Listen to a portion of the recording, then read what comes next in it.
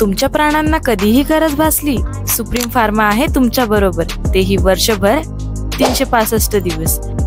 तुमचे पाळीव प्राणी असो किंवा शेतातील मालमत्ता, आम्ही सोपवतो विश्वासासह दर्जेदार औषधी। औषधांचा परिणाम टिकवण्यासाठी आणि तुमच्या सुविधेसाठी आमच्याकडे आहे एसी, थंड आणि आरामदायी वातावरण। मिडनाईट असो किंवा कुठलाही वेळ, इमर्जन्सी सेवेसाठी आम्ही तत्पर। एक कॉल करा आणि मदत लगेच।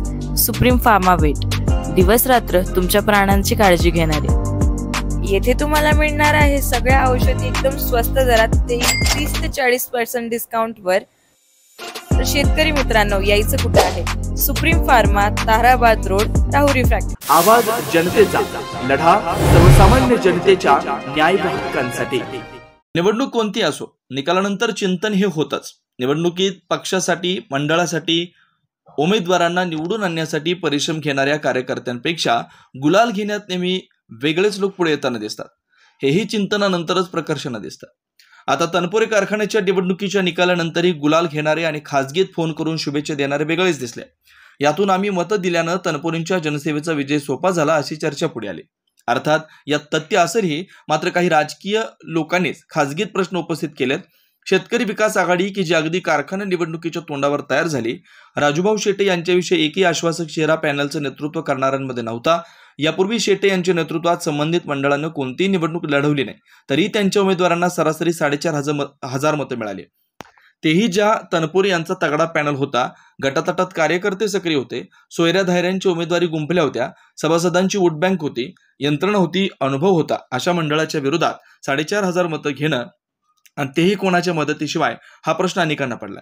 जर खरंच ही स्वबळाची मतं असतील तर उद्याच्या राजकारणात शेतकरी विकास मंडळ आणि राजू शेट्टी यांची ताकद प्रस्थापितांना सळो की पळो करून सोडणार हे नक्की।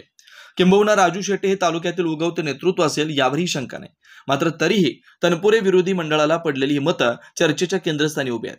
यावर मतमतांतर ऐकायला मिळतात। काही जुने जाणते मुरब्बी व मुत्सद्दी राजकारणी यांच्यामध्ये विरोधी मंडळाला पडलेली मतं ही तनपुरे विरोधात सर्वांनी दिलेली ताकद होती, यात काहींची छुपी तर काहींची उघड। त्यामुळे 4,500चा टप्पा तनपुरे विरोधी मंडळाला गाठता आला आणि आता 2,000च्या आत विरोधी मंडळ थांबले असते असंही म्हटलं जातं। तर काहींच्या मते सभासदांचा शेतकरी मंडळावर व राजू शेट्टी यांच्यावर विश्वास असल्यानंच 4,500 मतं त्यांच्या पारड्यात टाकल्याचं म्हटलं जातं। या निवडणुकीतील दुसरी बाजू म्हणजे जर डॉक्टर सुजय विखे यांनी निवडणुकीत उतरण्याचा निर्णय घेतला असता तर निवडणुकीत रंगत वाढली असती, किंबहुना निकालही वेगळा दिसला असता। हे इतकंच खरं। असो, कुणी कुणाला मदत केली हे ज्याला त्याला माहिती आहे। मात्र निकालानंतर तनपुरे गटाकडे पुन्हा आत्मविश्वास तयार झालाय, तर शेटे यांच्या रूपानं तालुक्याला एक नवा पर्याय पुढे आलाय। आगामी स्थानिक स्वराज्य संस्थांच्या निवडणुकीत हे दोन्ही गट तालुक्यात तुल्यबळ म्हणून लढताना दिसतील। अर्थात त्या निकालानंतरही गुलाल घेण्यात पुन्हा विरोधी पुढे दिसले तर नवल वाटू नये इतकंच। नवनवीन घडामोडी आणि सत्य बातमी पाहण्यासाठी आजच आमच्या YouTube चॅनलला सबस्क्राईब करा, शेअर करा आणि लाईक नक्की करा।